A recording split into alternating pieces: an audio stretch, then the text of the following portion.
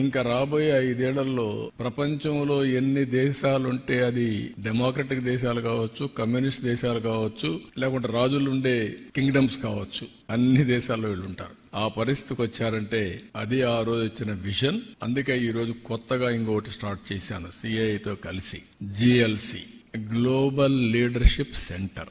వీళ్ళందరికీ CII, IMD కూడా ముందుకు వచ్చారు. IMD సింగపూర్ లో best university in business school. వాళ్ళు వచ్చి ఒక కొలాబరేషన్ చేసుకుని అకాడమిక్ ఇన్స్టిట్యూషన్స్ అన్ని IMD తీసుకొస్తారు, వరల్డ్ బెస్ట్ ఇన్స్టిట్యూషన్స్ ని. సిఐఐ ప్రాతినిధ్యం వహిస్తారు. ఒక మేనేజ్మెంట్ కమిటీ ఒకటి పెడతాం. దీంట్లో టాప్ ఇండస్ట్రియలిస్టులు అందరినీ ఇన్వాల్వ్ చేస్తాం. మేనేజ్మెంట్ కమిటీలో కూడా గ్లోబల్ లీడర్స్ అందరినీ తీసుకుంటాం. Who are all willing to join, will take them. Global leaders ని, ఆంటర్ప్రెన్యూర్స్ ని ప్రమోట్ చేస్తాం. 2047 కి ఈ రోజు పర్ క్యాపిటల్ ఇన్కమ్ లో నెంబర్ 1 ఉన్నాం.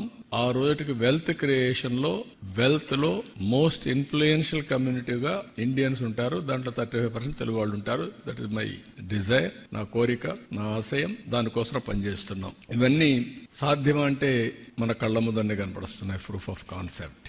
ఇది సాధ్యం. సాధారణమైన వ్యక్తుల్ని అసాధారణమైన వ్యక్తులుగా తయారు చేయడానికి నేను ప్రయత్నం చేస్తున్నాను. అది జరుగుతుంది. దానికి ఈ ఆర్గనైజేషన్ ఎస్టాబ్లిష్ చేస్తున్నాం. అమరావతిలోనే ఈ కన్వెన్షన్స్ అన్ని ఉంటాయి. గ్లోబల్ లీడర్షిప్ ఫోరం కన్వెన్షన్స్ ఇక్కడ ఉంటాయి.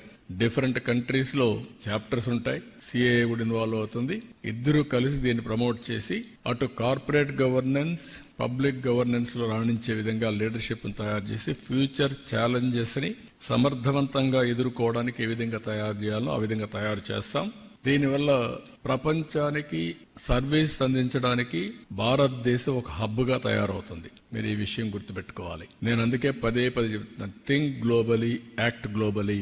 Distance is not the constraint. విజయవాడలో కూర్చో గ్లోబల్ కంపెనీ ఎస్టాబ్లిష్ అయ్యి, విజయవాడలో కూర్చొని వర్చువల్ పనిచేయి. ఫిజికల్ గా వెళ్ళేసి మళ్ళీ రావచ్చు. నేను అందుకే అన్నాను మన జురిక్ లో, మా యంగ్స్టర్స్ అందరూ ఉండుకొని మీరు వచ్చే జన్మభూమికి సేవ చేయాలన్నారు. నేను ఒకటే చెప్పాను, జన్మభూమికి సేవ చేయాలి, కర్మభూమికి కూడా సేవ చేయాలి.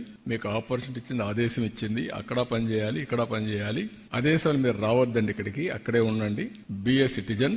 అక్కడే ఉండి మీరు పైకి వస్తే బెటర్ ఆపర్చునిటీ వస్తాయి. ఇక్కడికి వస్తే ఇక్కడ ఉండే వాళ్ళతో కంపీట్ అయ్యి మళ్ళా మీరు మామూలు వ్యక్తులు అయిపోతారని చెప్పాను.